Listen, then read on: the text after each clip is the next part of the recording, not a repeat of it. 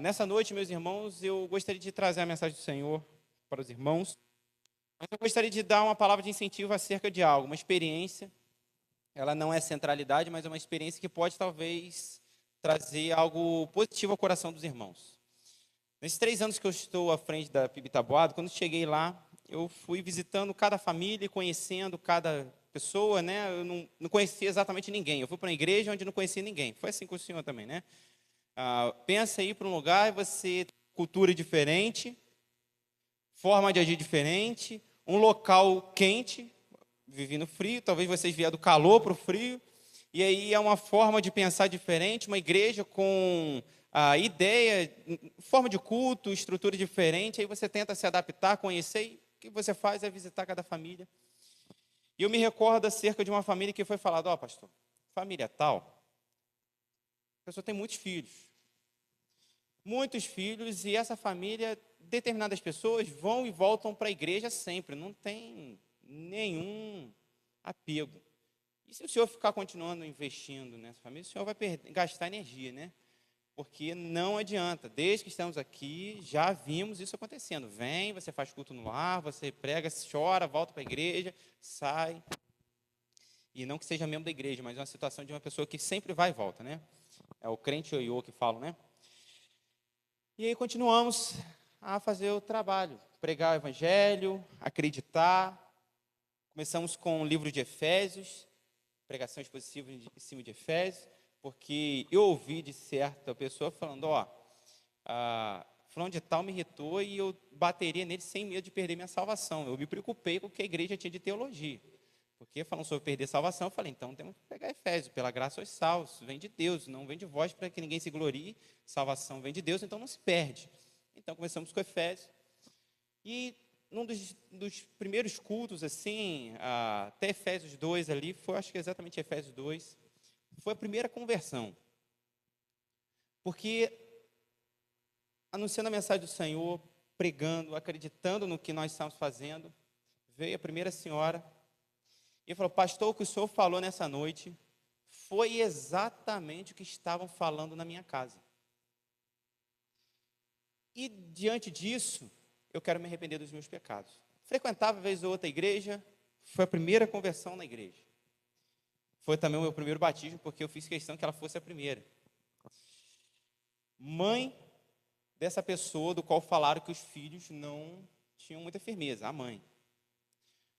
Continuamos a anunciar a mensagem do Senhor, vieram 2 jovens, um do qual já fazia parte da igreja, mas sabe aquele período de juventude, quando você toma atitudes erradas e decidiram se juntar, foram excluídos da igreja, foram viver em outro lugar, e voltaram, conversamos, falamos, não, corrijam os seus caminhos, vocês precisam se acertar diante do Senhor, Deus quer usar vocês, e eles decidiram mudar os caminhos deles, se casaram, acertaram a vida, hoje são bênçãos na igreja, são líderes dos jovens, um casal que é bênção mesmo, está na equipe de louvor, e foi a segunda conversão que é a esposa desse rapaz. Continuamos a anunciar, vimos outras pessoas aceitando Jesus Cristo nesse período, e nesse ano específico, eu já tinha feito de tudo na igreja, né? Batismo, casamento, apresentação, consagração de criança, mas faltava algo que nunca é bom, né? Culto fúnebre. E quando a gente fica falando de culto fúnebre, a gente já fica olhando os idosos da igreja, quem provavelmente pode ser o primeiro, né? Porque já tem os idosos que se der nem vão. Mas se uma pessoa, uma jovem, filha dessa mulher do qual falaram que ela vai e volta sempre, essa pessoa, na verdade, né, que sempre vai e volta, ela já tinha tido, teoricamente, outras conversões, ou ela se convenceu, mas ela não foi convertida. E eu falei para ela, filha, essa criança do qual está no seu ventre vai ser um canal de bênção na sua vida e vai ser o seu ponto de conversão.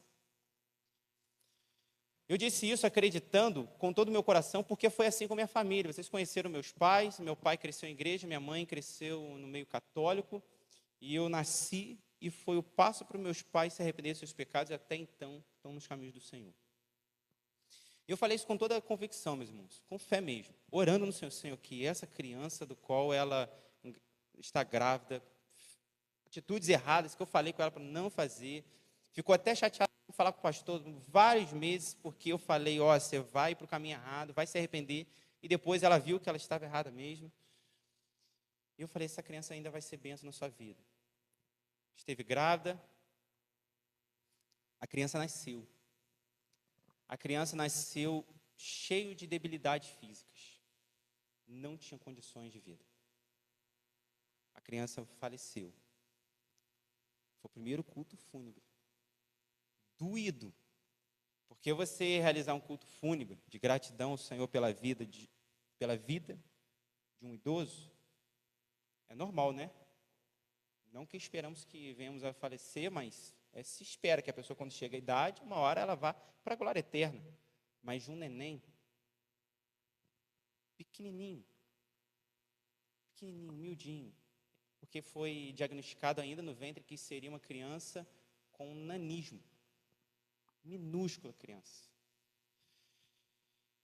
E através daquela criança, aquela mãe se arrependeu dos seus pecados. Ela foi batizada. Ela já seria batizada antes do nascimento da criança. Na gestação, ela já tinha se arrependido dos seus pecados e já tinha mudado toda a sua vida, mudado mesmo, irmãos. Foi uma coisa assim. Existem aquelas pessoas que passam por um processo, ela foi aquela coisa radical, falou, eu preciso mudar. E mudou. Realizamos um culto fúnebre dessa criança e ficamos preocupados, como que vai ser a mente dessa jovem? Está servindo ao Senhor? Já podemos colocar a primeira vez dirigindo culto, para ela poder servir. Já está levando outras jovens, né, amigas dela para a igreja, evangelizando, onde uma já está começando a congregar, a frequentar. Canal de bênção. Faltou talvez fé para alguns ali. Porque aquela que ia e voltava, hoje talvez esteja fazendo uma obra até com mais excelência do que muitos que estão lá sentados domingo após domingo na igreja e não fazem nada. O Senhor está voltando. E até que o Senhor venha, o que nós estamos fazendo? Sabe, quando eu estava pensando para essa noite, meus irmãos, o que falar para os irmãos, e a ideia continuará a mesma, tá? Mas eu vejo que muitas vezes Deus nos chama, assim como foi com Jonas, e muitas vezes nós agimos como Jonas também, escolhendo esse não. Aquele não. Esse não é tão meu amigo. Esse eu tenho menos afinidade. Agora, quando é minha família, meus irmãos, aí você se desdobra, porque é sua família. Porque é seu amigo, sua amiga, sua família, e nós ficamos presos no que é nosso e deixamos de anunciar a mensagem do Senhor. Até que o Senhor venha, Deus tem nos chamado para sermos mensageiros dele.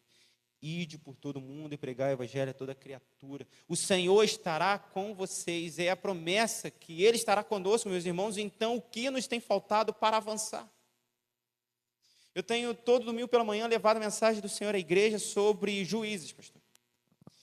E numa das ideias de aplicações que eu tenho levado à igreja é de que os juízes, em algum certo ponto, são pessoas muito improváveis para serem eles aqueles que livrarão Israel. Porque, pelas suas características, né, teoricamente não seriam eles. Deus levanta eles, Deus dá força a eles, e nós estamos terminando Gideão, e uma das palavras muito interessantes que Deus fala por 3 vezes, se não me falha a memória, com Gideão é: eu estou contigo, vá. Vá vencer essa batalha, vá diante do povo, livre o meu povo, porque eu estou contigo. E Gideão precisou falar com o Senhor, pedir: Senhor, se o Senhor está comigo mesmo, deixa que eu prepare um alimento para o Senhor. Vai lá e prepara. Deus provou, estou contigo. Se o Senhor está comigo, então, Senhor, me prove. E aí ele faz aquela oração lá, a provação da lã, seca, molhada, e Deus prova, estou contigo. Gideão ainda continua com dúvida, e Deus fala: se você está com dúvida, então vá no território inimigo, que lá eu te provarei que eu estou contigo e você vencerá essa batalha. E Gideão precisa escutar da boca do inimigo de que teve um sonho e de que desse sonho Deus entregaria o povo inimigo nas mãos de Gideão. Meus irmãos, muitas vezes nós estamos precisando de muitos sinais por falta de fé nossa de que o Senhor está conosco. Dia após dia Deus tem que falar: vai, vai. E estamos parados, estagnados, mais uma vez, sentados nos nossos bancos, nossas casas, nos nossos trabalhos, e anunciando um pouco a mensagem do Senhor. Sabemos falar muito bem do que nós exercemos no nosso dia a dia. Quem trabalha com lavoura aí, se for falar de qual produto usar, de quanto tempo de chuva, disso, aquilo, sabe falar que é uma maravilha, é seu trabalho. Eu não sei falar nada, não entendo dessa área. Se for perguntar para um mecânico, ele entende de tudo de carro, que essa peça, aquilo, isso, e vai dar certo, e vai lá, troca, perfeito, mecânico, entende da sua profissão. E nós vamos de um por um aqui, inclusive é minha, não estou trazendo nada somente para os irmãos. Vamos falar de papelaria, montando papelaria, vamos conversar de papel, alguma coisa assim, entendemos um pouco e sabemos conversar. Maravilhoso. Mas quando nós falamos de Cristo, pouco sabemos. Pouco entendemos. Pouco também nos desafiamos a tal.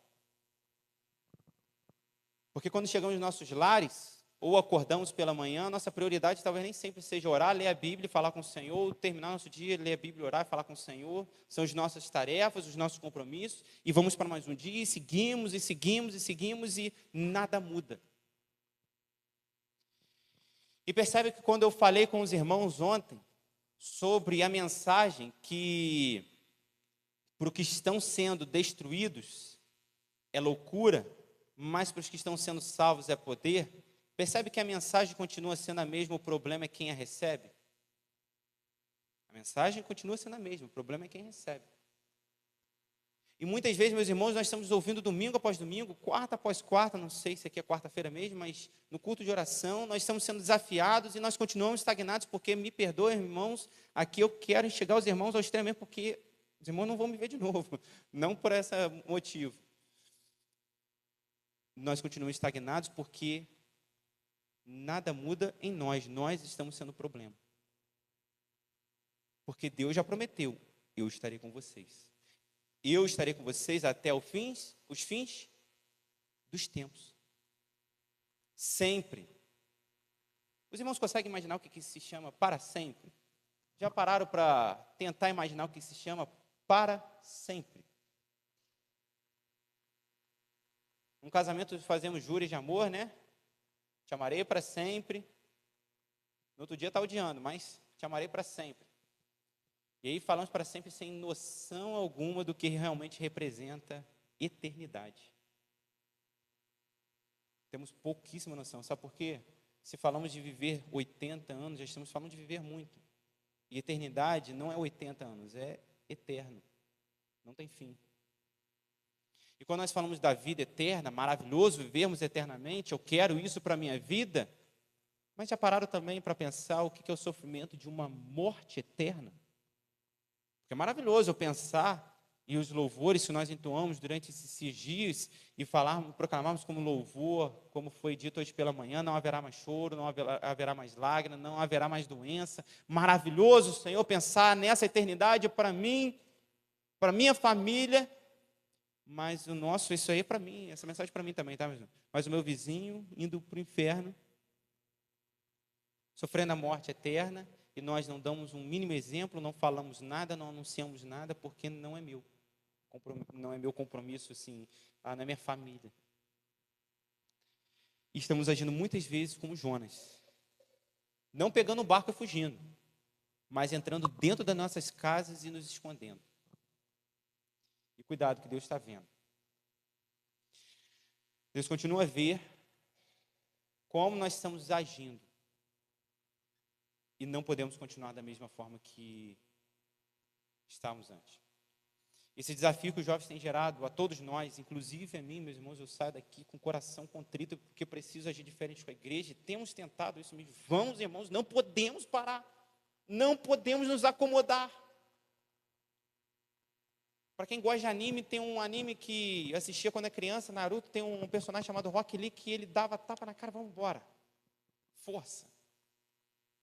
Às vezes está precisando isso, desse despertar, não é se machucar não, mas vamos lá, meus irmãos.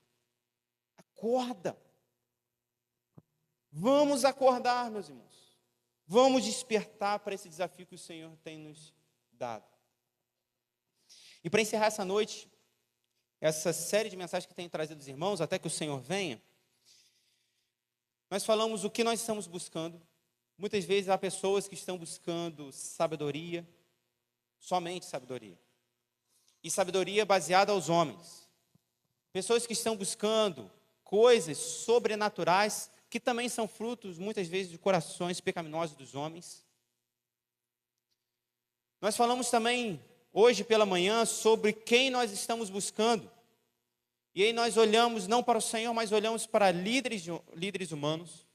Nós olhamos para metodologias humanas. Olhamos para o que agrada ao nosso coração como homem. E isso vale para pessoas que estão dentro da igreja, muitas vezes para pessoas que também estão fora da igreja. E o problema é quando a igreja está tentando adaptar algo que não deveria ser adaptado, que é a palavra de Deus, para agradar quem está fora e trazer para dentro. Existe um autor de um livro, não vou citar o nome dele, mas que ele escreveu um livro sobre essas ideias, né? Eu não sei se é referente à igreja crescer, de fato, mas ele traz uma ideia de que ele foi perguntar na localidade o que as pessoas de fora acham de como a igreja deveria ser. Aí fala sobre recepção, fala sobre música e fala sobre que não deveria falar sobre pecado. E esse pastor, dito pastor, pseudo-pastor, nada de pastor dado pelo Senhor, ele mudou a forma da igreja para que pudesse agradar as pessoas do mundo. Então a igreja não fala mais sobre pecado. A igreja tem momentos específicos que falam sobre pecado, mas culto de domingo não se fala sobre pecado porque afasta as pessoas.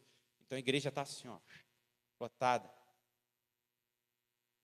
Porque fala o que as pessoas querem. O que de fato nós estamos procurando na igreja do Senhor?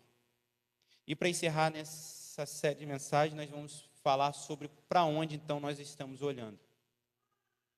Para onde nós estamos olhando?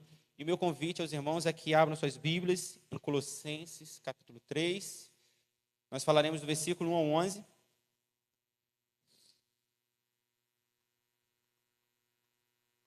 Falei Coríntios? Colossenses, né? Ah, tá, Colossenses, isso. Colossenses 3, do 1 ao 11. Nós falaremos por partes novamente. Só uma pergunta, todos esses copos aqui são para mim? Obrigado. Amém.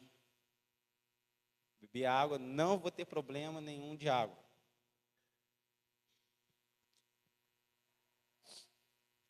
Colossenses capítulo 3, versículo 1 ao 11, meus irmãos. Nós leremos primeiramente do 1 ao 4.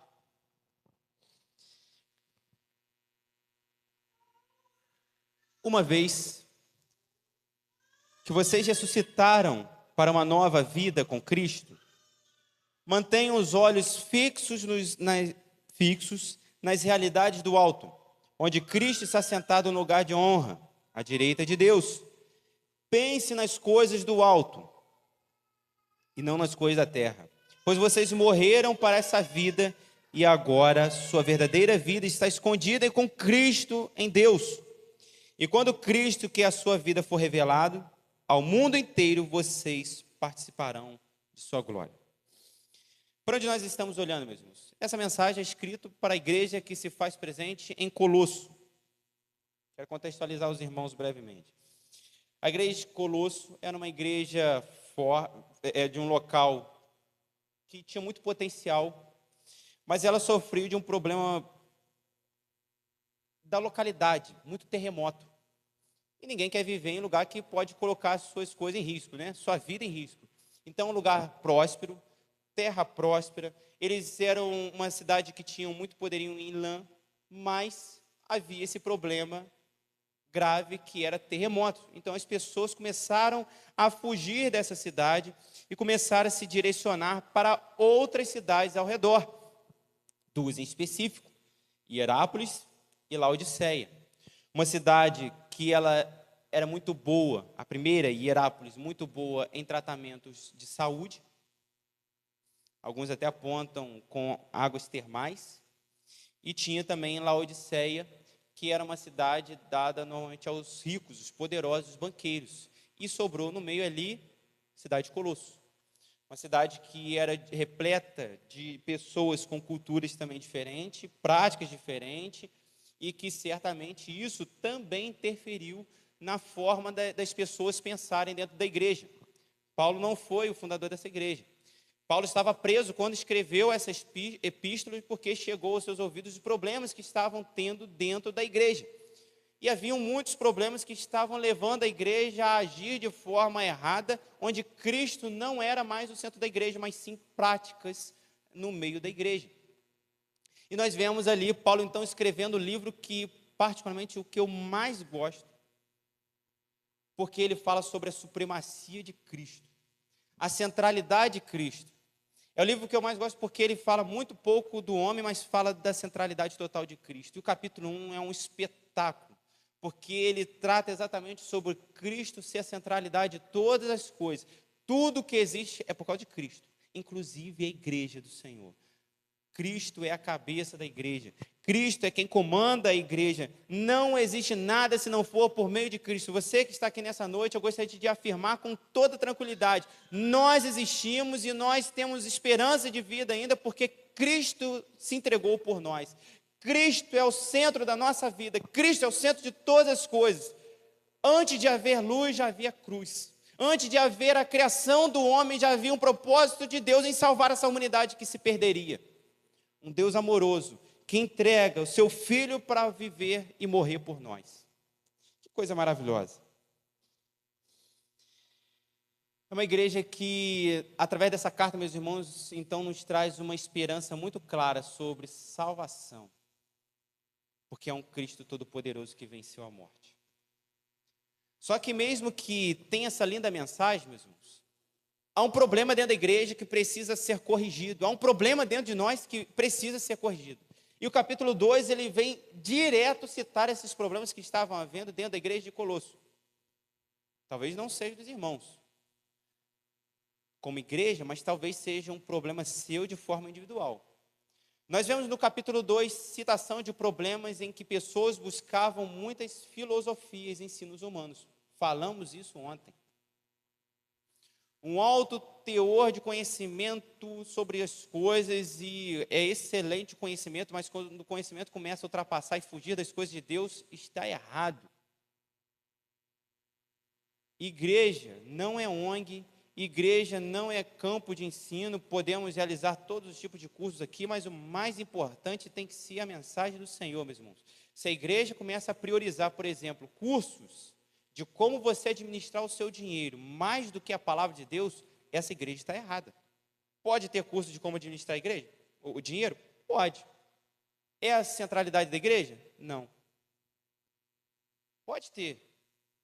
Num sábado, numa quarta, talvez tem tantos irmãos que estão com problema de administração de recursos, e o pastor entenda como prudente: vamos ensinar esses irmãos que estão a administrar o dinheiro, e aí chama um profissional para ensinar. Mas é uma questão pessoal, não é prioridade da igreja. Não é prioridade da igreja. Prioridade da igreja é pregação do evangelho. Pregação do evangelho. Quando sai disso e começa a ir para outros caminhos, a igreja está errada. E começou-se então muitas pessoas com essas práticas de muito conhecimento, e que muitos se achavam até superiores, e alguns achavam que para poder se chegar a Deus eles precisavam transpor esse conhecimento, ir muito além. Aí eles começam a cantar até daqui a pouco aquela música: leva-me além. Aí vai embora, né? Porque está sendo levado além, quando vê já se perdeu de tão além que ele foi. Um grupo também estava buscando muitas coisas espirituais, né? Sobrenaturais. Outro grupo, culto a anjos. Outro grupo, dizer: eu sou santo porque, ó, eu não me casei, eu não realizo como tais coisas, e achando que abnegar, se abster de algumas coisas, leva à santidade. Não vemos isso nos dias atuais? Não existe certos tipos de denominações onde o líder não pode se casar? E ele comete vários tipos de pecados nessa questão, né?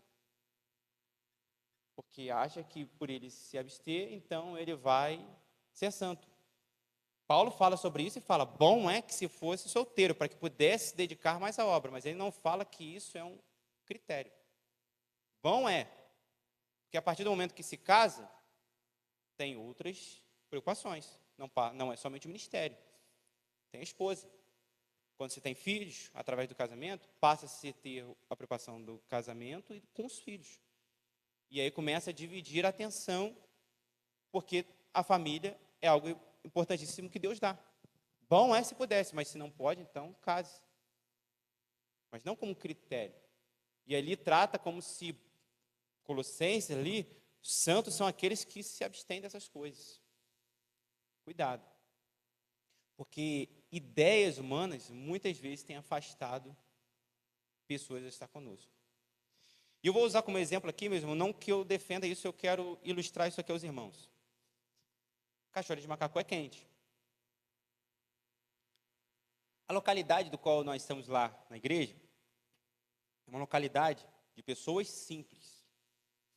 Simples mesmo. Não tem ninguém com dinheiro lá, não. Simples. É uma localidade de pessoas simples. Não são pobres. Existem pessoas realmente na situação de pobreza. Mas ali, naquela região ali, são pessoas simples. Existe mais à frente um local que são de pessoas pobres. Não perigosas, pobres. Falando isso porque foi alguém pregar lá na igreja e falar, me disseram que tem que ter cuidado, tem que buscar porque é lugar perigoso. Não, pobres, simples. Não tem nada de ali de vão ir para lá e vão te assaltar, nada disso. Pode acontecer, mas não como um local que é disso, né? Isso aí pode acontecer até ali fora, ali, não sabemos. E aí, fomos para lá e uma das coisas que falar, pastor, esses adolescentes ficam vindo de bermuda para a igreja. Odeio, não gosto. Só que esses adolescentes, eles vão para a escola assim, andam assim no bairro, vão assim para a rua, fazem tudo o que é isso e falaram, eles têm que entregar o melhor. Eu perguntei para eles, rapaz, quanto essa bermuda feia aí? Aí ele falou, R$200. Eu nunca comprei uma calça de R$200. Eu comecei a me preocupar se eu estou entregando o melhor. Porque ele estava usando o melhor que ele tinha para ir para a igreja. Pode não ser do meu gosto pessoal.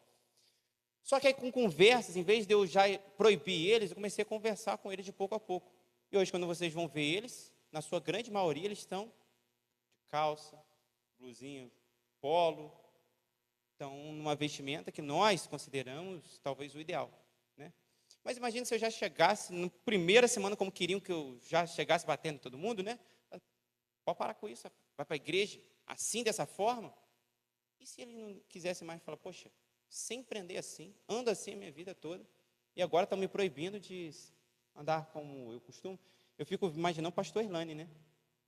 Que está lá com os índios, lá indígenas, e onde lá o costume é totalmente diferente. O pastor Irlane costuma vir aqui também, e vai apresentar lá, eu fico imaginando os indígenas servindo ceia de terno.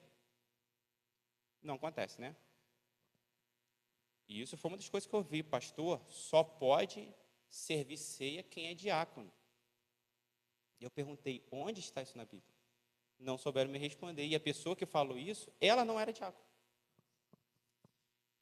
Então, muitas vezes nós ficamos criando, meus irmãos, algumas coisas que são nossas, não do Senhor. E que tem gerado problema no meio da igreja. Cuidado, porque talvez você tenha sido um problema com suas ideias pessoais. Para onde nós estamos olhando de fato, meus irmãos? Nós temos aqui, então, o primeiro argumento do versículo 1 ao 4, que é que ressuscitado em Cristo Jesus, o nosso alvo deve ser as coisas do céu, vindas do próprio Deus, até que venha a grande volta de nosso Senhor Jesus Cristo. Meu primeiro convite a você é, primeiro, você que não aceitou Jesus Cristo, esse é o momento de você aceitar Jesus Cristo como seu Senhor e Salvador, mudar a sua vida. Para você que aceitou Jesus Cristo como seu Senhor e Salvador, diz que Ele é o seu Senhor, passe a olhar para as coisas de cima. Passe a olhar para o Senhor, para o que Deus entregou, e não para o seu próprio coração, não para o seu próprio entendimento, não para o que você pensa, porque se nessa igreja aqui há 100 membros, são 100 mentes diferentes. Nem dentro da casa, marido e mulher pensam igual. Porque se pensasse igual, não haveria qualquer tipo de discussão. E quando nós olhamos para uma igreja que são 100 mentes diferentes, nós percebemos que não há como nós termos um consenso em ideias que são pessoais. Então, para onde nós olhamos quando temos várias pessoas com mentalidade diferente? Olhamos para o nosso alvo, Jesus Cristo. Olhamos para as coisas de cima. Olhamos para aquilo que Deus está nos entregando. E quando nós pensamos nas coisas que Deus está nos entregando, meus irmãos, não vai cair uma revelação do céu aqui falando, você precisa disso. A mensagem de Deus já foi entregue. Está na palma da sua mão através do seu celular, está na palma da sua mão através do tablet, está na Bíblia que você usa como papel, que é maravilhoso, está da forma do qual você pode ler a palavra de Deus. Leia a palavra de Deus e obtenha a resposta dele para você. Agora, você ficar toda semana mandando mensagem para o pastor Joaquim sobre qual cor deve usar para ir para a escola, para ir para o seu trabalho, vai ficar difícil. Porque são coisas, meus irmãos, que não são dadas por Deus. Se desperte para isso, comece a observar no Senhor o que você tem que fazer, mas existem respostas que são objetivas. Olhe para as coisas que são de cima. Essa afirmação, ela vem de encontro com o texto de capítulo 2, versículo 12, que nos diz, tendo sido sepultados juntamente com ele no batismo, no qual vocês também foram ressuscitados mediante a fé. Olhamos para as coisas de cima porque nós morremos para o nosso velho homem. Nós morremos com Cristo Jesus. Nós nos entregamos para Ele que morreu por nós. Por isso nós olhamos para as coisas celestiais. Por isso que nós podemos olhar e nos achegar a Deus. Não somente Colossenses 2 fala sobre isso. Romanos 6, 4 também diz. Fomos sepultados com Ele na morte pelo batismo, para que como Cristo foi ressuscitado dentre os mortos pela glória do Pai, também nós vivamos uma nova vida. Olhamos para as coisas do alto, olhamos para a resposta que Deus tem aos nossos corações, porque nós começamos a olhar com uma nova perspectiva de um ser transformado, que foi através da nossa entrega a Jesus Cristo. Morremos para o nosso velho eu, para viver para a glória de Deus o Pai. O que, portanto, meus irmãos, nós devemos pensar? O que então nós devemos buscar? O versículo 2 diz, pense nas coisas do alto e não nas coisas da terra. Filipenses 3:20 nos diz que nossa pátria ela é celestial. Nós buscamos as coisas de cima. Nós buscamos as coisas celestiais porque a nossa vida está ligada lá. Nós buscamos primeiro o reino de Deus e a sua justiça. É o desejo do Senhor. Mateus 6 também fala que, então, onde estiver o seu tesouro, ali também está o seu coração. Se você está muito focado nas coisas aqui da terra, somente no seu trabalho, somente na sua vida pessoal, somente nos seus cursos, somente nos seus estudos, somente nisso, naquilo que são coisas terrenas e que são valiosas muitas vezes, mas que não são essenciais para a sua salvação, cuidado, porque seu coração pode estar ligado somente às coisas dessa terra. E seu coração está enraizado aqui. E cuidado que se você estiver enraizado aqui, Jesus Cristo voltar amanhã, você também não ficar aqui, porque a sua raiz está aqui. É fácil para você dizer, você é pastor, né? Vive para a igreja. Quem disse que é fácil, meus irmãos? Tem vezes que dá vontade de falar, Senhor, não dá não.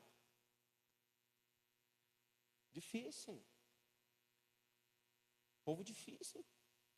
Assim como eu também sou. Tenho que ter certeza que os irmãos olharem lá na igreja lá e perguntarem, pastor enjoado, hein? É mesmo. Cheguei no primeiro dia falando que eu era chato. Ainda bem que eu nunca falei que eu sou legal. Essa é uma afirmativa que eu não falo. Porque eu sei que eu não sou, então eu já falo de início, sou chato. E eles escolheram, chato assim mesmo. Aí agora o problema é deles. Mas, meus irmãos, cuidado, porque nossas raízes muitas vezes estão aqui. Nós estamos só nos preocupando com as coisas daqui, as metodologias daqui, o que agrada aqui, o que é bom aqui, e nós estamos perdendo o nosso alvo. Nós estamos perdendo a visão das coisas celestiais. Devemos buscar as coisas do alto porque dizemos morrer para as coisas desse mundo. Versículo 3 fala sobre isso. Pois vocês morreram para essa vida e agora a sua verdadeira vida está escondida com Cristo em Deus. Eu aceitei Jesus Cristo como meu Senhor e Salvador. Eu entreguei a minha vida a Ele. Então, uma das respostas da sua vida tem que ser morrer para esse mundo.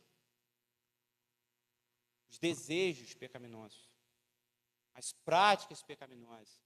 Vá lá e se mata, não é isso não. É sobre você matar o seu antigo eu, a sua carne, o seu pecado, aquilo que desagrada a Deus. E aí, meus irmãos, nós morremos. A nossa vida agora está escondida com Cristo Jesus e nós seremos manifestados em sua glória, como nos apresenta o versículo 4. E quando Cristo, que é a sua vida, for revelado ao mundo inteiro, vocês participarão de sua glória. Participaremos. Falamos de passado, falamos de presente, falamos de futuro. Morremos para as coisas da nossa carne. Nossa vida agora já está separada em Cristo Jesus, nossa vida futura. Já estamos escondidos em Cristo Jesus, já estamos salvos para a eternidade. É o já, mas ainda não. Mas lá, quando chegar a vinda de Cristo, quando Jesus voltar, nós participaremos de forma plena. É o já, mas ainda não. Um dia acontecerá. Quando? Não sabemos. Esteja preparado. Esteja preparado. Até que Ele venha, temos que estar preparado. Sabe uma das coisas que eu falo para a igreja constantemente, meus irmãos? Que eu digo que é uma marca do cristão? É a perseverança. Não a inconstância. A perseverança. Se não me engano é Pedro que fala, aquele que perseverar até o fim, será salvo. Não são os inconstantes. Davi até fala, né, que odeia, tem raiva dos inconstantes. Gente chata, né, que começa o dia, ó mundo cruel, hoje está chovendo, hoje está sol demais. E só reclama, nada está bom, tudo está ruim. Tudo, nada vai lhe agradar. Nada vai lhe agradar. Pessoas assim com essa perspectiva de vida, nada vai mudar. Pode fazer o que for, sempre vai estar ruim. Segunda ideia para essa mensagem, essa encontra do versículo 5 ao versículo 7. Que então, meus irmãos, se nós nos entregamos a Cristo Jesus, nós estamos olhando para as coisas do alto, e você que está aqui nessa noite, talvez seja um visitante, está falando, eu aceitei Jesus Cristo como meu Senhor e Salvador. Mas eu não sigo a igreja nenhuma, eu só aceitei Jesus Cristo e estou querendo mudar todas as minhas atitudes, mudar minha vida. Uma das coisas que certamente você precisa é morrer para a sua carne. Elimine o seu pecado do seu meio. Versículo 5 ao versículo 7 fala sobre isso. Portanto, façam morrer as coisas pecaminosas e terrenas que estão dentro de vocês. Fiquem longe da imoralidade sexual, da impureza, da paixão sensual, dos desejos maus e da ganância, que é a idolatria. É por causa desses pecados que vem a ira de Deus. Vocês costumavam praticá-los quando sua vida ainda fazia parte desse mundo. Eu acho interessante nessa mensagem, meus irmãos, que Paulo, em outro momento, ele fala, não vos conformeis com esse mundo, mas transformai-vos pela renovação do vosso entendimento, sua mentalidade, o seu pensar. Foi louvado ao Senhor ontem com um cântico, através esse ministério maravilhoso, que eles falam sobre Romanos 8, né? Eles falaram até sobre o cântico ser muito literal, e é maravilhoso mesmo. E diz o seguinte, se pelo Espírito vocês fizerem morrer os seus atos do corpo, vocês viverão. Nós somos escravos daquele do qual nós servimos. Se nós servimos as práticas pecaminosas desse tempo, somos escravos então do pecado. Não há como servir dois senhores. Ou nós entregamos os nossos desejos pecaminosos, ou nós servimos ao Senhor e entregamos a nossa vida a Ele. Ou a um ou ao outro, não tem como ser aos dois. Eu digo crer em Cristo, eu entreguei minha vida ao Senhor, mas eu vivo de qualquer forma, não tem como. E nessa passagem, Paulo começa argumentando sobre práticas pecaminosas, imoralidade sexual, e ele termina com desejos do coração pecaminoso. Porque ele termina com idolatria. Não somente o que você faz é pecado, mas o que pensa e o que muitas vezes sente.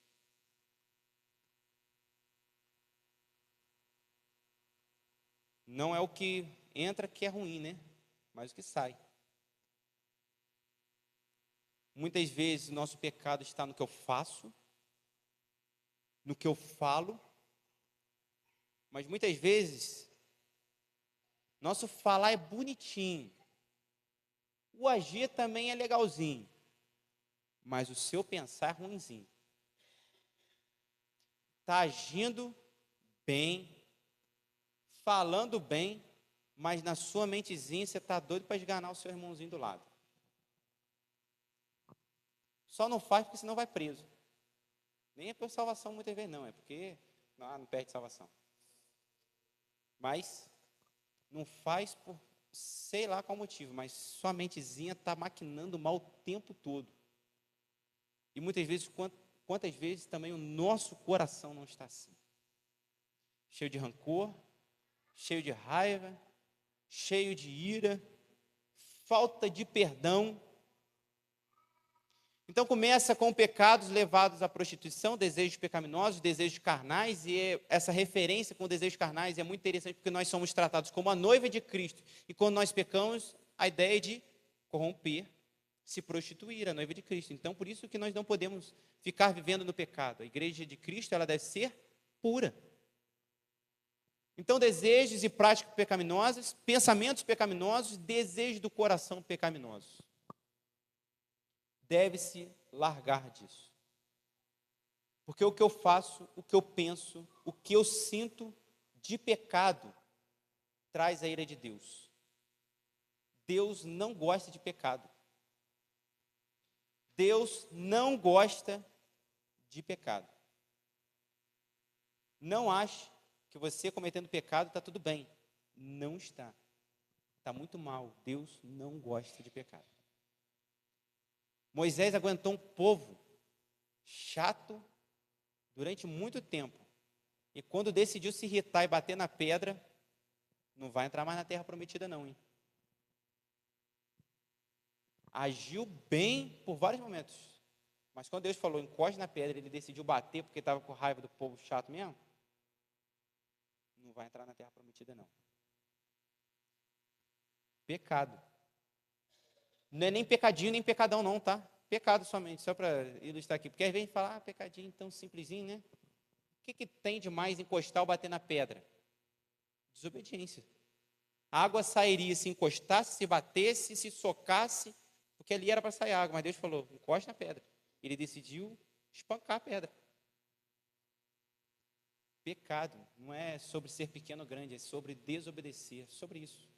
Desobediência é desobediência. Os pais que tratam com os filhos aí e falam sobre isso, não fazem isso, não é sobre ser uma mentirinha ou ser uma mentira grande, é sobre ser mentira, não falam isso para as crianças? Deveriam falar, né? Mentira é mentira, não importa qual tipo seja. Se é sobre você faltar à escola, ou sobre você matar a aula, né? Ou sobre você dizer que a lapiseira que você pegou, você ganhou e você pegou dos outros, na verdade, continua sendo a mesma coisa. Mentira. Estou contando experiência pessoal, tá? Para não dizer que eu estou falando de vocês. Não importa. Devolva. Fala a verdade e devolva a lapiseira, né? Foi que minha mãe me obrigou à época. John Owen, ele resumiu essa mensagem com a seguinte frase: mate o pecado, ou o pecado matará você. Mate o pecado, ou o pecado matará você. Não alimente aquilo que quer te destruir. Muitas vezes, nós estamos tratando os nossos pecadinhos como animaizinhos de estimação. E ele está acabando conosco. Quantas vezes em nossa vida nós estamos dando suporte a coisas que estão nos consumindo ao todo e que não deveríamos estar investindo porque não é para nós. E estamos ali perdendo forças com coisas erradas. Não alimente o pecado porque não é um animal de estimação. Se você quer ter um animalzinho de estimação, vai ter um cachorro, um gato, um cavalo, uma vaca, mas não um pecado. Nunca o pecado, porque o salário do pecado é a morte. O gato não tende a te matar, não. Espiritualmente, não. Tem uns gatos que são venenosos, hein, né? São bravos, mas não para salvação. Cachorro também, mas amigo do homem, né? Cavalo te leva para os lugares, mas não te tira a salvação. Agora, pecado te leva para a morte. O salário do pecado é a morte. Isaías 59, 2 também diz: as iniquidades de vocês, do povo, fazem separação entre vocês e o seu Deus. O pecado te afasta de Deus. O pecado te afasta de Deus. E João 8,38, Jesus diz: todo aquele que pratica o pecado é escravo do pecado. Porque então nós devemos largar esse mal, essa praga que se chama pecado, que está nos seguindo, é uma sombra atrás de nós, e muitas vezes nós não estamos dando tanta importância, porque ele está te matando. E se você não estiver atento, ele vai te matar de fato. E você não vai ter lugar no céu se você não largar esse pecado e ser purificado pelo sangue de Cristo, que é o único capaz de nos libertar desse mal. O único capaz de nos purificar e nos dar uma nova vida, uma nova esperança, é o sangue de Cristo.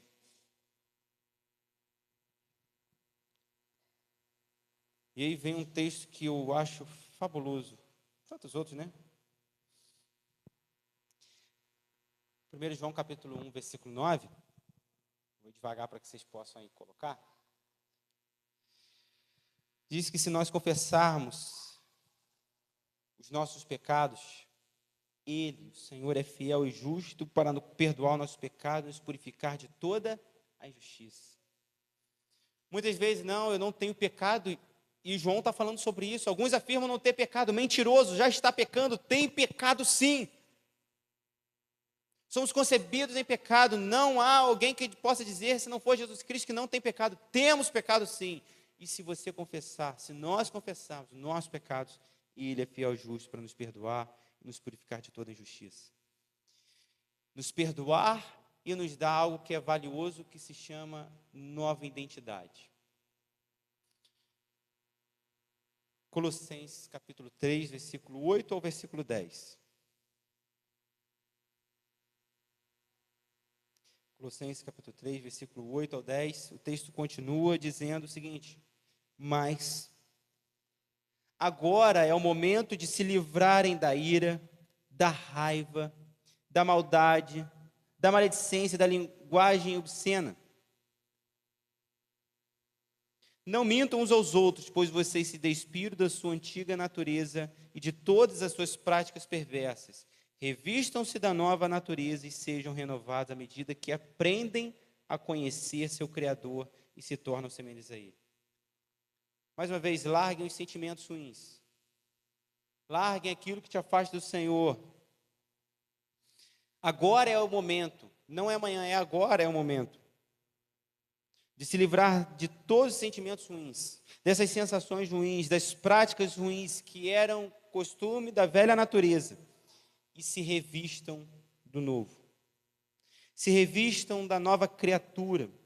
Se revistam dessa nova natureza entregue por Jesus Cristo, nosso Criador. Mas como que nós vamos conseguir nos revestir desse novo? O texto diz: à medida que nós aprendamos a conhecer. A Gabi sabe muitas coisas sobre mim porque ela aprendeu a conhecer. Sabe o que gosta ou não. Sei o que ela gosta ou não. Dentro de um lar, a esposa e o marido tendem a saber o que um gosta ou não. Às vezes até roupa, né? Está impressionante. Vem combinando sem querer, como foi hoje de manhã. Você vê, está de marrom. Nossa, está combinando, é verdade. Às vezes é proposital, né?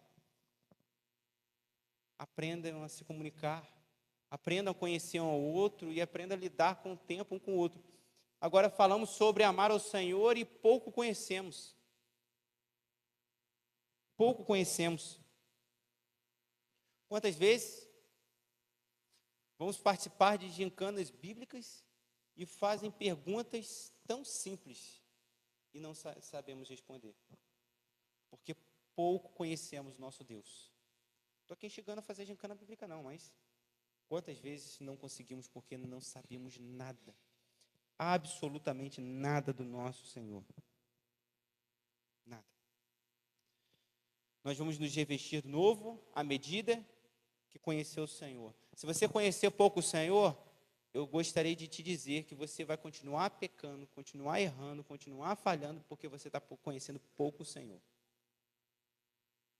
Se você conhecer o Senhor mais e mais, a tendência é que cada vez mais você erre menos, porque você sabe o que Deus gosta e o que Deus não gosta.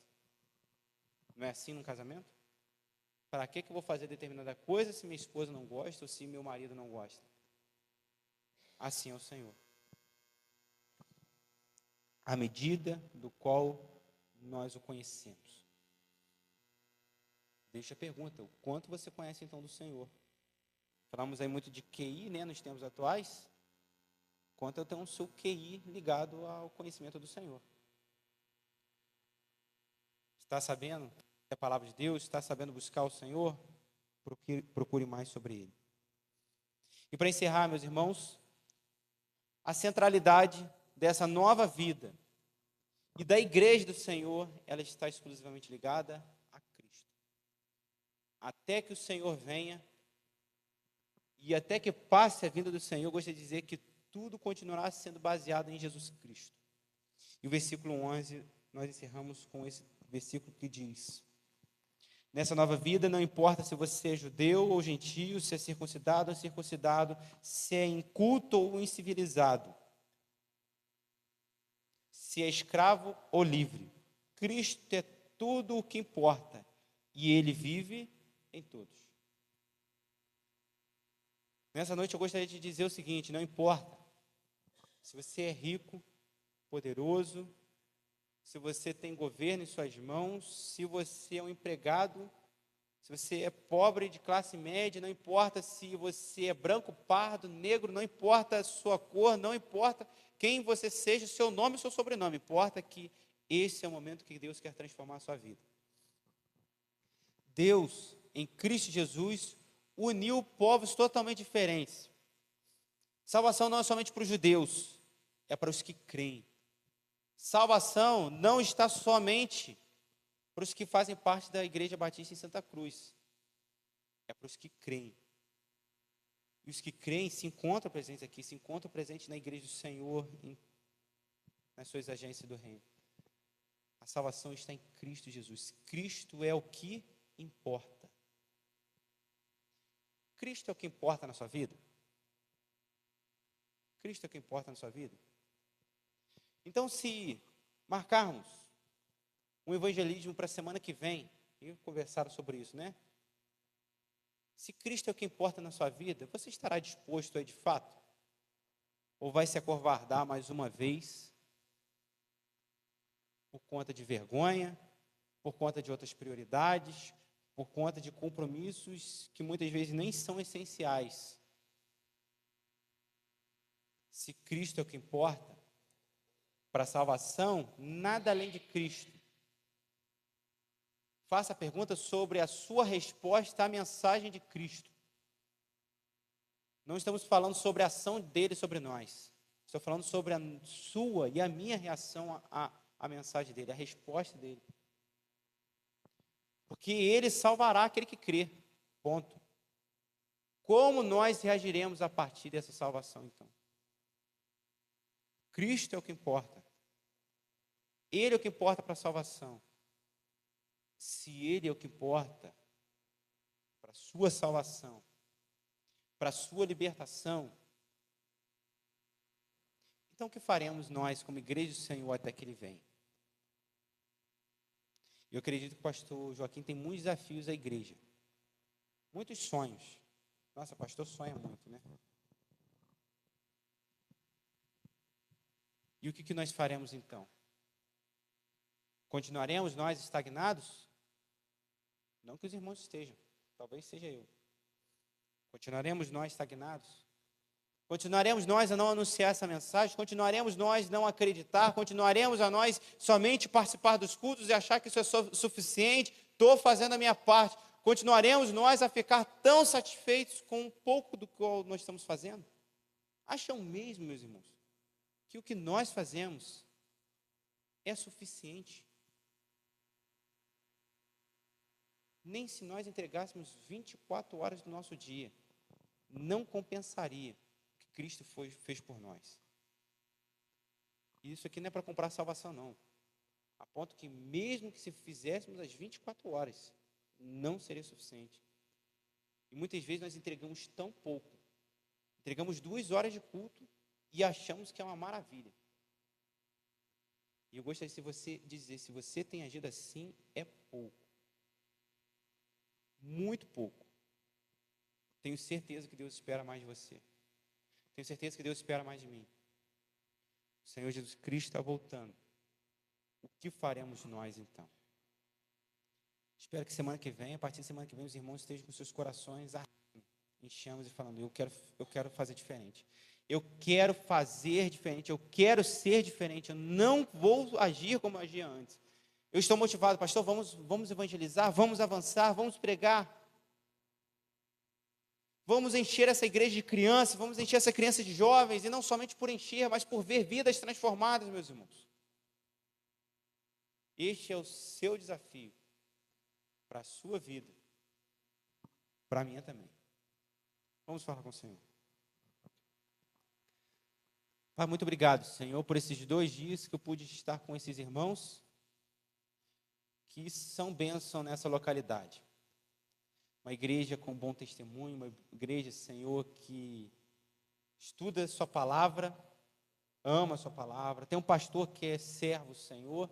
Eu louvo a Ti, Senhor, porque é uma referência para vários outros, assim como é para a minha vida também, Senhor. E aprendi, eu sei que essa igreja está sendo bem instruída, meu Pai. Mas eu peço a Ti, Senhor, que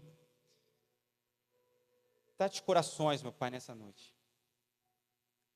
Há pessoas que certamente estão desanimadas, pessoas que estão presas à rotina e não têm feito nada diferente porque se prenderam ao costume do domingo e da quarta, então somente isso, mas não têm agido diferente.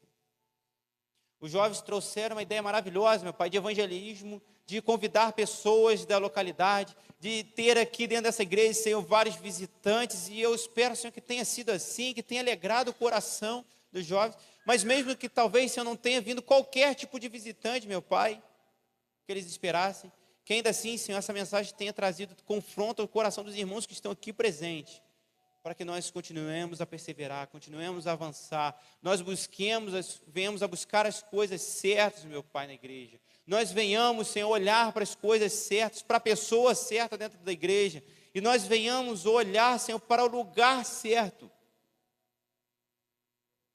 Que a sabedoria não seja, Senhor, o centro da igreja, sabedoria humana. As práticas dos homens, que são muitas vezes enganadores, não seja o centro da igreja para que a igreja venha a continuar a existir.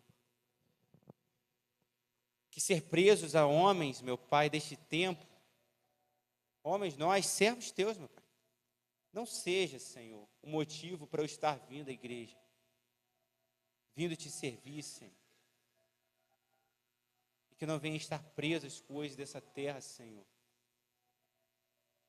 Olhando para os rudimentos dos homens, ao legalismo, ao misticismo sobrenatural, a culto a anjos, ou também abster-se de coisas achando que isso é santo, mas sim que o nosso alvo seja em Cristo Jesus, nosso alvo seja nas coisas do céu, e essa mensagem, meu Pai, que vem de Ti, Senhor, aos nossos corações, entregue pela Tua palavra, Senhor, a Bíblia, venha confrontar nossos corações a ponto de largarmos as nossas práticas dessa terra, Senhor, e nos revestirmos de novo. É a oração que eu faço em nome de Cristo Jesus, nosso Senhor e Salvador. Amém e amém.